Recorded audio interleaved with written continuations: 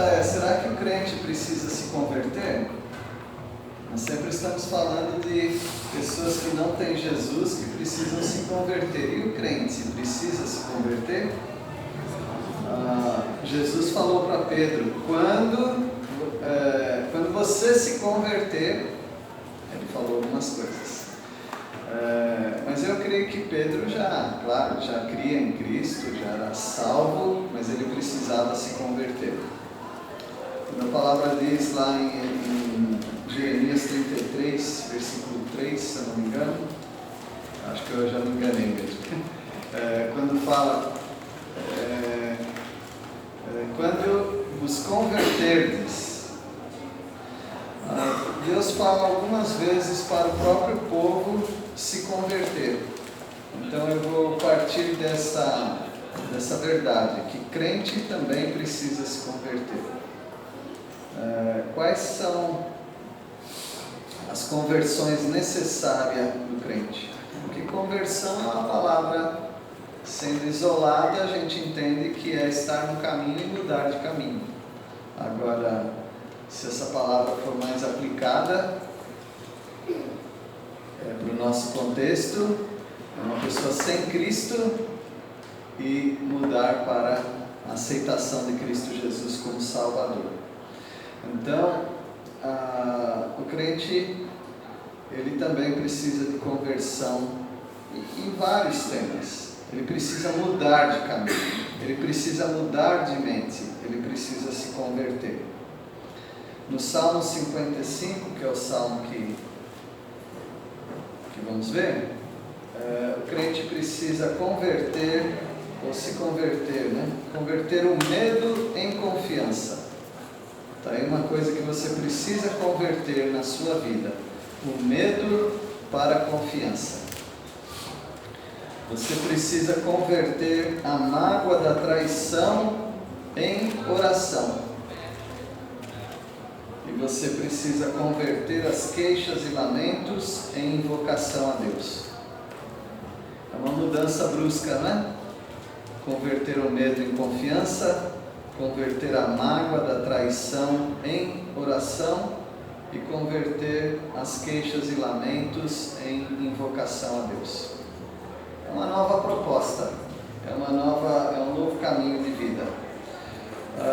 O Salmo 55 é um salmo escrito por Davi, ao mestre de canto para instrumentos de corda, salmo didático de Davi.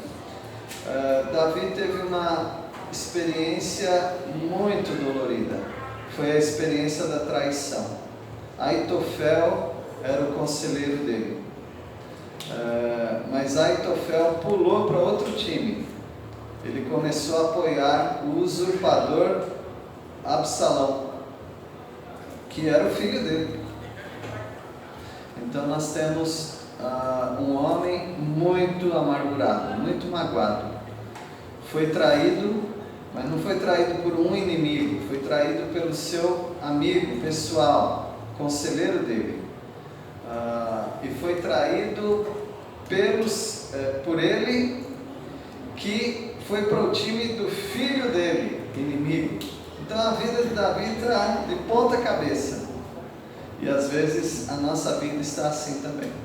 E você precisa converter algumas coisas na sua vida para você não ficar maluco, para você não sair do juízo, para você não brigar com Deus.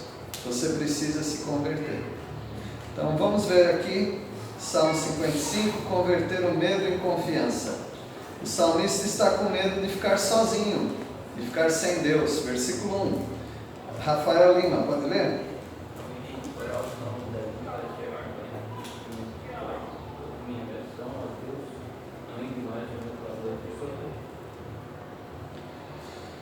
Dá ouvidos à minha oração, não te escondas da minha súplica. Então Davi, o salmista, ele tem um medo de ficar sozinho. Já pensou, eu fui traído e agora Deus não vai me ouvir? Então ele está com medo disso. O salmista também está perturbado pelo que está acontecendo. Felipe, pode ler o versículo 2? responde: sinto-me perplexo em minha queixa e ando perturbado. Ele anda perturbado. Não é que ele é perturbado. Não é que ele ficou perturbado. Ele anda perturbado. Os últimos dias para ele têm sido difíceis. E o salmista está passando por calamidade e hostilidade. Versículo 3, a Deise. Por causa do clamor do inimigo e da opressão do ímpio, pois lança sobre mim iniquidade e com furor me aborrece. Então ele está enfrentando aí hostilidade, está enfrentando calamidade. A vida para ele não está nada fácil. Por isso ele precisa converter esse sentimento de medo em confiança em Deus. O salmista está sofrendo de pânico e de desespero. Versículo 4 e 5, pode ler você mesmo, Ronaldo, 4 e 5. Estremece no peito do coração, terror de morte e salteio, terror e tremor me sobrevém, e o horror se apodera de mim.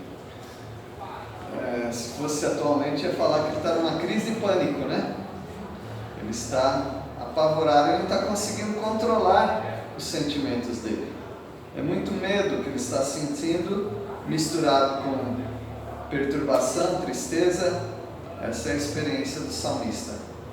Você não pode ficar assim muito tempo. Fala-se que estresse, ele não é de todo ruim. Você precisa de um pouco de estresse, um pouco de aventura. Você precisa de um pouco de adrenalina. Quando você está em perigo, o seu organismo ele já se prepara, ele já lança, no seu organismo já é lançado uma substância que ele se prepara para duas coisas, para enfrentar e para fugir. São as duas coisas. Então não é ruim de todo ter uma carga de adrenalina. Em situação de perigo, você está pronto para atacar, você está pronto para fugir também. E o salmista ele está assim, mas você não pode ficar muito tempo assim. Os médicos dizem que se você ficar muito tempo assim, aí você fica doente. E pode ser que o salmista Davi, não é a primeira vez, ele já ficou doente por causa dessas emoções muito extremadas que ele tinha. O salmista está tendo pensamentos escapistas. Alguém poderia me dizer o que é um pensamento escapista? Seu Zé de Paula, o que é um pensamento escapista? Vamos ajudar o seu Zé de Paula. Escapulir de uma situação. Querendo escapulir de uma situação. Imagina se você estiver dentro da... Espero que não, né? Mas dentro de uma casa e começa a ter gritaria. Muita gritaria. Um xingando o outro, desrespeitando o outro, levantando a voz. Se você não faz parte da discussão, provavelmente você vai ter um pensamento escapista. Ou seja, eu preciso escapar daqui. Eu preciso sair daqui. Isso aqui está me fazendo mal. E o salmista, ele está tendo um pensamento escapista que ele coloca em poesia até. Versículo 6, pode ler, Gabriela? Então disse eu, quem me dera asas como de pomba, voaria e acharia pomba. Pode ler o 7 também. Eis que fugia para longe, ficaria no deserto. Não é um pensamento de escapar? É um pensamento de estar longe dali. Deixa o caminho passar aí para a gente falar mais. Então, o salmista ele está pensando e sonhando e até fazendo uma poesia disso, né? Se eu fosse como uma pomba, se eu tivesse asa como pomba, dá até inveja, né? Ela cortando o céu, indo embora. Eu iria para longe, ficaria no deserto. Outras vezes ele está no deserto. E aqui o salmista, ele queria fugir. Já teve a sensação também, quando você está com vergonha, alguma coisa, se eu pudesse fazer um buraco no chão e entrar dentro. Tudo pensamento escapista que nós temos. Então o salmista precisa converter esse medo que ele está tendo em confiança. Versículo 8, Neto. Dar-me-ia pressa em abrigar-me do vendaval e da procela. Ou seja, eu tenho pressa em me abrigar. Me abrigar do quê? Desse vento, dessa procela, que é um furacão, está fora do meu controle, toda essa situação. Ele precisa converter também a mágoa que ele está sentindo em oração. A mágoa dele é da traição. Estou conversando com uma pessoa e de vez em quando eu pergunto para ela como é que está esse assunto. Ela foi traída, né? Não traição conjugal, mas ela foi traída pelos familiares de alguma forma. E o que ela mais sente é mágoa. Não é nem o assunto em si, mas o ser traída deixa essa pessoa muito magoada. Você precisa lidar com mágoas, como o salmista precisa converter essa mágoa da traição em oração. A oração sempre é um escape. Nós falamos de ser escapista, porque você precisa escapar mesmo. E nesse caso, você pode escapar para a oração. Escape, fuja. Jesus falou, entra no quarto, fecha a porta. É uma maneira de escapar. Você precisa escapar. Não dá para você ficar bitolado num assunto só. Você precisa mudar o foco. Aqueles que estudam bastante, às vezes, como os jovens, né? Às vezes eles estão com estudo pesado, às vezes não entra a matéria na cabeça. Então o que eles podem fazer? Sai daquele ambiente um pouco, para de estudar um pouco, dá uma volta, mas volta, tem que voltar para o caderno, e aí estuda. Às vezes a mente refresca e melhora. Bom, nós vamos para o versículo 9, já. Mas no Velho Testamento, irmãos, isso aqui eu já falei várias vezes, vocês já sabem disso. No Velho Testamento, eles oravam para cair um raio na cabeça do inimigo. Resumindo, né, ilustrando, é assim: Senhor, que um raio rache essa pessoa no meio. Resolveu o problema. No Antigo Testamento, gente boa, viu? Gente boa orou mais ou menos assim. Mas no Novo Testamento é proibido. Aí você fala, então eu queria estar no Velho Testamento. Eu acho que você não ia querer, não. No Novo Testamento é proibido. Jesus falou que não é mais para orar assim. Paulo falou em Romanos 12, não é mais para orar assim. A vingança pertence ao Senhor. Se o teu inimigo tiver fome, dá de comer. Se tiver sede, dá de beber. Ore para que Deus abençoe seus inimigos, não amaldiçoe seus inimigos. Então mudou o esquema, tá? O Velho Testamento é uma coisa, o Novo Testamento é outra.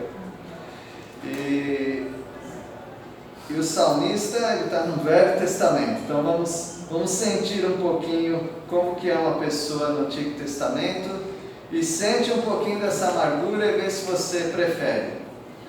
Então, ao sermos traídos, desejamos a destruição do ofensor. Versículo 9, pode ler, Jonas. Destrói, Senhor, e confunde os seus conselhos, porque vejo violência e contenda na cidade. Acaba com Aitofel. Que o conselho de Aitofel vire uma bagunça, porque ele é conselheiro, né? Agora ele vai ser conselheiro de Absalão. Mas que ele se dê muito mal nos conselhos dele. Essa é a oração de Davi. Está gostando da oração dele? Ao sermos traídos, nosso senso de moralidade cresce. Você já viu quando a gente é traído, como a gente fica bonzinho? Parece que a gente é a melhor pessoa do mundo, que a gente nunca fez nada de errado, só o outro que fez. O nosso senso de moralidade cresce de repente quando nós sofremos injustiças. Val, pode ler o 10 e o 11, por favor. De dia e de noite anda ao redor dela, sob os seus muros, iniquidade e malícia estão no meio dela. Maldade a lá dentro, astúcia e engano não se apartam das suas visões. Você vê, quando você é traído, você começa a ficar bem sensível sobre alguns assuntos. Davi, por exemplo, ele está conseguindo ver muito claramente violência, ele está vendo perversidade, ele consegue ver malícia, ele vê opressão e ele vê engano. Quando você sofre injustiça, você fica muito esperto para esses assuntos. E ao sermos traídos por pessoas próximas, a angústia piora. Ser traído já é ruim, mas se for alguém muito próximo, aí piora a situação. Lavínia, pode ler, por favor, o versículo 12. Porque não é um inimigo que me afronte se fosse, e eu suportaria. Nem é o que me odeia quem se exalta contra mim, pois dele eu responderia. Se fosse um inimigo, não é que está tudo bem, mas seria mais fácil. A gente foge dele, a gente se esconde dele. Mas o problema é outro. Versículo 13, a Vânia, pode ler? Antes é você, meu igual, meu companheiro e amigo chegado. Ele não está falando com Aitofel, mas ele, agora como se ele estivesse falando com ele. Mas é tu, homem, meu igual, meu companheiro, meu íntimo amigo. Interessante. Teve alguém no Novo Testamento que também teve uma experiência dessa. Quem foi? Jesus, né? Foi o amigo íntimo dele que estava traindo. Versículo 14, Darcy. Juntos andávamos, juntos nos entretínhamos e íamos com a multidão à casa de Deus. Nós fazíamos tudo isso juntos, Aitofel. Jesus poderia dizer, Judas, nós fizemos tudo isso juntos. Então a dor se torna muito maior quando as pessoas são próximas e elas nos traem. O irmão José de Paula vai ler o versículo 15. Ao sermos traídos, nossa oração fica um pouco rígida e fica muito focada. Eu vou usar a palavra bitolada. Quando você é traído ou quando você sofre injustiça, parece que não tem outro assunto na sua vida, você só fala daquilo. Quando você vai orar, você só ora sobre aquilo. Então, isso faz até mal, mesmo orando. Mas isso começa, parece que ao orar, a gente alimenta mais ainda a angústia. Versículo 15, irmão Zé de Paulo. A morte os assalta, e vivos deixam uma porta, porque há maldade nas suas moradas, no seu íntimo. Então, Davi não consegue orar por outra coisa, ele só ora, mate essa turma. Eles são maus. Agora, você conhecendo Davi, esse não é o estilo real de Davi. Normalmente, Davi não é assim. Normalmente, Davi é uma pessoa mais calma, é uma pessoa mais misericordiosa, mas ele foi pego de surpresa. Essa traição realmente mexeu com Davi. A Bíblia simplesmente escreve, irmãos. Aí você vai analisando, pensando e comparando, e aí você vai chegando a algumas conclusões. Então Davi, ele tinha as falhas. Eu não estou dizendo que eu faria diferente, né? Eu sou do Novo Testamento, a segunda parte da Bíblia, né? Mas eu tenho sentimentos como o do Antigo Testamento. Você não é assim também? No versículo, a partir do versículo 16 agora, nós vamos ver que ele tinha que converter as queixas e lamentos em invocação a Deus. Assim como ele tinha que converter essa mágoa dele, da traição, em oração. Orar ao Senhor e entregar nas mãos do Senhor. Entregar os cuidados dele na mão do Senhor. Então veja que o salmo é didático, não é assim que aparece no título? Salmo didático. E dá a impressão que nós estamos querendo ensinar Davi. Mas é didático para ele também. Ele certamente estava aprendendo sobre o sentimento dele. Meus irmãos, vocês não sabem se vocês são bonzinhos até que algo ruim aconteça com vocês. Até que injustiças aconteçam na vida de vocês. Esse é um grande teste para nós. No versículo 16, agora nós vamos falar de atitude. A atitude de invocação é oração, né? Clamor, súplica, é melhor do que vingança. Irmãos, podem dizer o que for, o Antigo Testamento não é melhor do que o Novo Testamento, nesse aspecto. É muito ruim viver com a mente de alguém do Antigo Testamento, é muito ruim. A atitude de invocar o Senhor, lançar os nossos cuidados a Deus, é muito melhor do que vingança. Versículo 16, obrigado. O seu João Mendes, pode ler? Eu, porém, invocarei a Deus, e o Senhor me salvará. Notaram? Porém, o que quer dizer porém? Você pega um pensamento antes. Qual era o pensamento antes? Que Deus mate Aitofel. Eu estou dizendo que é Aitofel porque é o Aitofel, tá? Mas poderia ser também outra situação. Ele desejava a morte do traidor, do ofensor. Mas aí ele fala, eu porém, ou seja, pensando bem, invocar a Deus é melhor. E Ele vai me salvar. Deus vai me salvar. No versículo 17, Tiago, pode ler? À tarde, pela manhã e ao meio-dia farei as minhas queixas e lamentarei, e Ele ouvirá a minha voz. Isso, Davi. É assim que se faz. Fala com Deus. E embora Davi falasse, que eu me lembre, né? Ele nunca agiu com vingança. Não sei se alguém lembra de algum texto. Me parece que ele nunca agiu com vingança. Embora ele desejasse, mas ele mesmo não saiu com um pau ou com uma lança atrás de alguém, querendo matar essa pessoa por vingança. Ele falou para Salomão, mata tudo, depois peça sabedoria para Deus e vive bem. Isso, quando ele estava no final, mata. Talvez ele sabia, você não vai aguentar o que eu aguentei. Viram aqui como que a mente do judeu é diferente? Por exemplo, quando você vai falar de algo que vai acontecer durante todo o dia, você vai falar manhã, tarde e noite, não é? Mas aí ele fala, à tarde, pela manhã e ao meio-dia farei as minhas queixas. Porque isso vocês já sabem também, né? É porque o dia do judeu começa às 6 horas da tarde. É quando começa.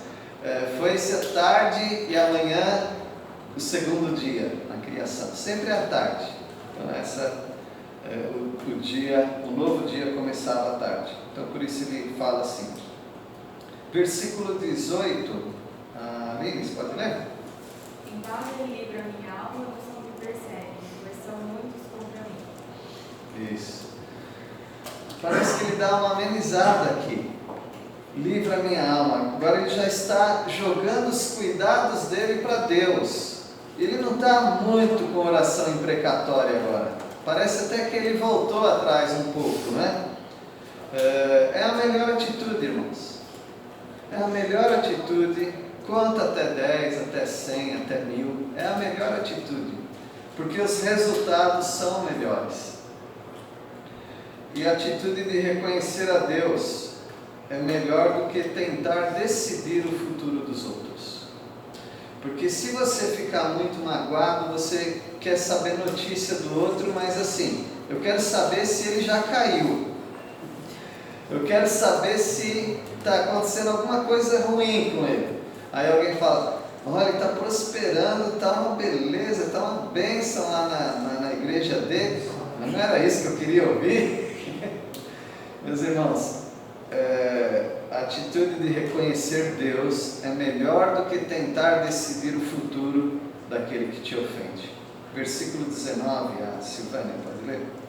Deus ouvirá e lhes responderá. Ele que preside desde a eternidade, porque não há neles mudança nenhuma e não temem a Deus. Então, aqui Davi, ele já está com uma mágoa, de novo, né? E ele está dizendo, Deus vai ouvir, Deus vai responder para eles. Deus que é desde a eternidade, não há mudança em Deus, porque eles não temem a Deus, eles merecem mesmo a destruição. É uma oração fervorosa, é uma oração de imprecação, é uma oração que nós não estamos acostumados. E agora vai ser o versículo 20, a atitude de vigiar os ofensores é muito cansativa. Irmãos, esquece.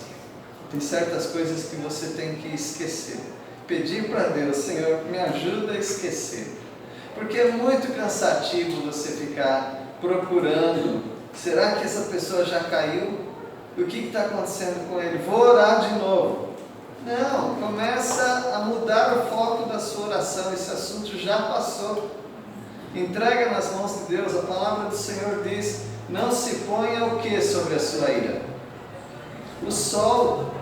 Então, acabou o sol do dia, acabou também esse assunto.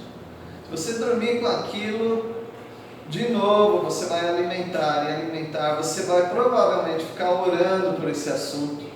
Você fala, estou orando muito, mas como é que você está orando? Você está muito preocupado com esse assunto. Irmãos, eu estou dizendo isso aqui porque é experiência própria, tá bom? Em algum momento da minha vida foi assim. Eu fiquei bitolado com justiça. Se tem uma coisa que o crente não tem que ficar atrás é de justiça. Senão ele vai virar justiceiro. Ele vai querer controlar o futuro das pessoas. Ele vai se cansar vigiando, usando aí o nosso termo de domingo passado, né? Ele vai subir na torre de vigia e vai ficar procurando para saber como que está indo a questão da destruição do meu ofensor. Versículo 20. Tânia, pode ler? O homem estendeu as mãos contra os que tinham paz com ele, corrompeu a sua aliança. Tal homem, que homem é esse? O Aitofel. O Aitofel, ele realmente, irmãos, ele fez como nós falamos, né? Ele fez uma cachorrada com Davi. E ele estendeu as mãos contra os que tinham paz com ele, ou seja, Davi tinha paz com ele. Davi confiava a vida dele para Aitofel. Ele corrompeu a aliança.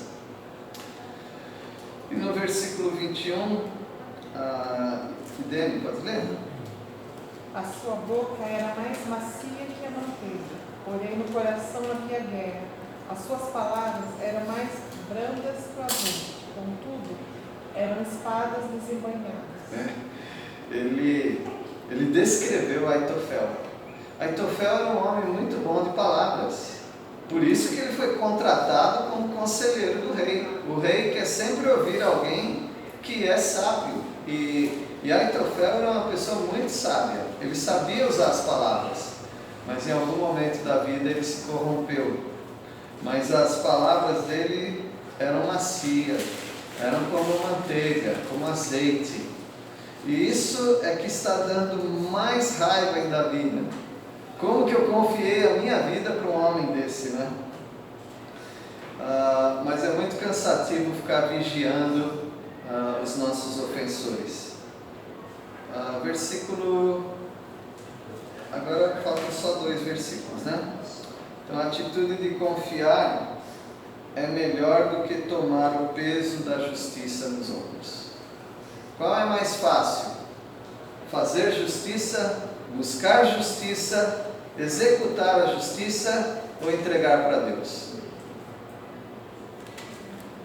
Entregar para Deus deveria ser muito mais fácil, porque está nas mãos certas.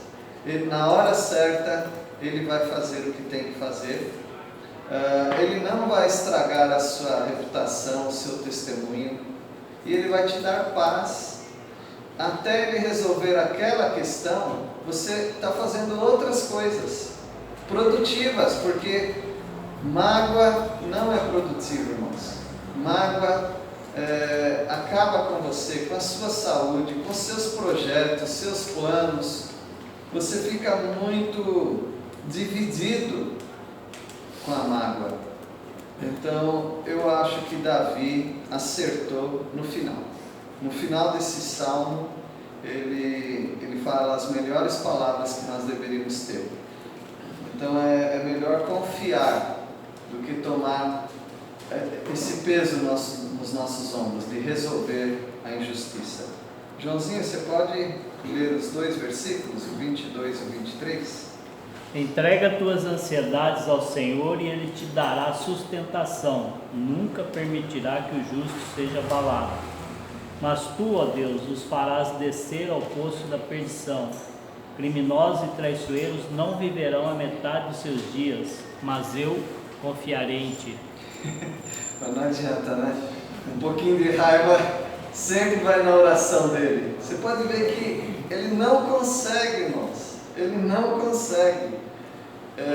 Confia os teus cuidados ao Senhor. Isso aqui podia ser um versículo do Novo Testamento.